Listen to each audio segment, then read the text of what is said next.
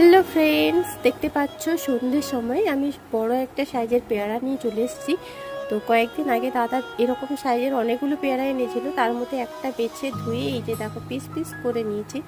সন্ধ্যের সময় খেতে ভীষণ ইচ্ছে করছিল, এই জন্য দেখো তার সাথে চাট মশলা, লবণ আর সাথে আছে কাঁচা লঙ্কা।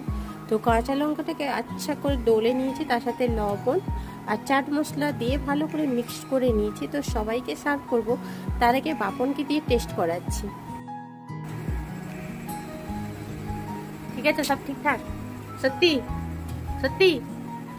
10 কত দিবে? 8। কেন 8? যদি 8 কেন? গাইস চিটিং করলো ফ্রেন্ডস। আমার একটা বক্তব্য আছে, যদি ভালো হয়েছে এরকম হচ্ছে তাহলে 10 কেন 8 দিবে?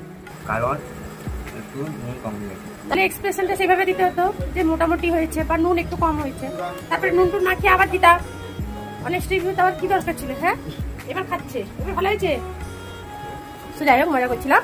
একটু লবণ কম হয়েছিল, বাট পারফেক্ট হয়েছে, দারুণ। পেয়ারাটা একদম টাটকা ছিল। তো সবাই মিলে খেলাম, এনজয় করলাম। এই যে আমার জন্য দুটো আছে, ওটাই খাবো।